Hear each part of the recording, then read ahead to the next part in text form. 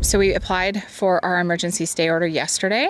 It was stamped, went into the courts. We still do have that avenue of still applying for Supreme Court. We do have that right. But Supreme Court only accepts about 6% of cases a year. But where we have hope is that this is of international interest. So that is a way more likely opportunity for us. Omar has been doing an amazing job. Big shout out to Omar and to you guys as well, Drea. You guys have been covering this story and putting out the most accurate and most fantastic information. It's real information, and I think we really need to pride independent media like this, because this is where the real story comes from.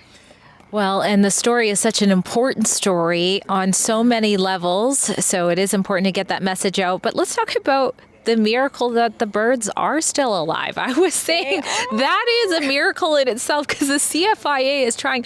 What do you think has stopped the CFIA from actually culling them so far? That's a tricky question. So it is. It's speculation, right? But seriously. Right. So we'll go speculation, in my opinion. And 234 days, happy, healthy ostriches today.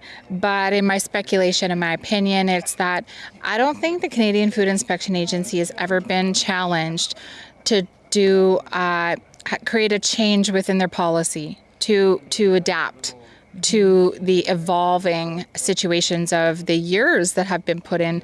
It's been in stamping out policy has been in effect for 21 years. And they've never been challenged this far. As well as, I don't think they've ever had to handle ostriches. And I do believe that they do know that they're dangerous, and they run 45 miles an hour. And once one or two know what's going on, it'll cause a complete mayhem. Also, I don't think that we're living in really unprecedented times where I think all Canadians are really looking for change. We're being challenged with the erosion of trust in many organizations and within government bodies. And I think here that a lot of people are just seeing us as ground zero, and they've never been filmed with a culling.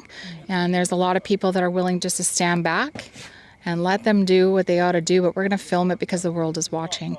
And also, they've probably never had about 100 people crying saying, please stop. Yeah, there's a lot of differences here. Now, let's end on the note of, I think I'll be back sooner than later, but what is it the farm is calling? I know you have said before, and you just said now it's slim, but you guys are doing everything you can legally, but what else is there? So we're going to take this to the finish line, and we've been so blessed to, again, to have all the support and everybody around us.